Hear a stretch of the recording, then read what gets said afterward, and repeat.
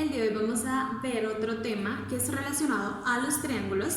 Entonces vamos a ver la clasificación de los triángulos. Entonces vamos a ver varios. Los triángulos se clasifican según la medida de sus lados. Entonces vamos a ver el primero. Nos aparecen los triángulos que se clasifican según la medida de sus ángulos son, entonces, equilátero, ¿sí? Sus tres lados tienen la misma medida. Entonces, recordemos bien, el equilátero, el primer lado, por ejemplo, puede medir 5 centímetros, el segundo 5 y su base 5.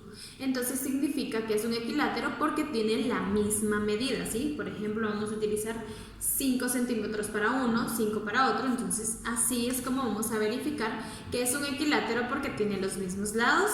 Luego, el isósceles, solo 2 de sus lados tienen la misma medida, ¿sí? Puede ser la base que sea la misma medida con el lado derecho que tenga la misma medida, o los dos lados y la base que sea más larga, ¿sí?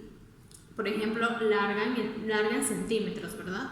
Por ejemplo, una base de 10, un lado de 8 y el otro lado de 8. Entonces así podemos ver que es un isósceles que tiene dos lados que tienen la misma medida.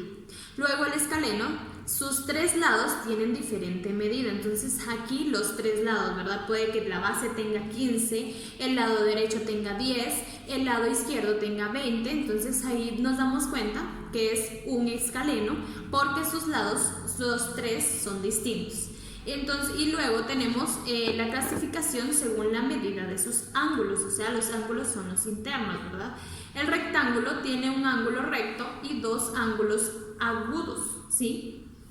Entonces, un ángulo recto, ¿verdad? Nuestra base, y los agudos porque son así, ¿sí? Entonces, acotúngulo tiene 3 ángulos agudos, ¿sí? Nos damos cuenta, los ángulos agudos, pues aquí nosotros vamos a ver cada uno de esos, ¿verdad? Luego, el obtusángulo tiene un ángulo obtuso y 2 ángulos agudos, ¿sí? Entonces, aquí nosotros vamos a ir verificando y necesito que veamos acá. Ahorita les voy a decir a dónde quiero que vayamos en la página para que podamos comprender un poco mejor esto. Entonces, permítanme, acá les estoy buscando. Entonces acá tenemos la clasificación, si nos recordamos, en los ángulos y polígonos, ¿verdad? Entonces aquí tuvimos la clasificación de cada uno y cada uno de los ángulos. Entonces aquí tenemos varios ángulos y entonces tenemos acá la clasificación de cada uno, ¿verdad? Entonces aquí tenemos clasificación de triángulos y si nos damos cuenta, les dije rectángulo tiene un ángulo recto y 2 ángulos agudos. Entonces, el agudo es el que mide menos de 90 grados. Entonces, eso nosotros lo podemos verificar con nuestro compás o con nuestro transportador, si se recuerdan. Entonces, así es como nosotros verificamos un rectángulo. Luego, un acotángulo tiene 3 ángulos agudos. Entonces, quiere decir que cada ángulo mide menos de 90 grados. Y el siguiente, que está el obtusángulo, tiene un ángulo obtuso y 2 ángulos agudos.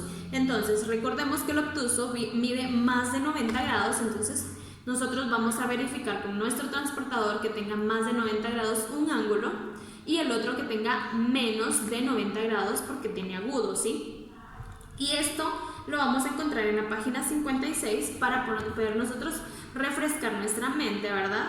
Y poder realizar los ejercicios. Entonces, en la página 56 se encuentra la clasificación de ángulos y entonces aquí podemos verificar con la clasificación de triángulos.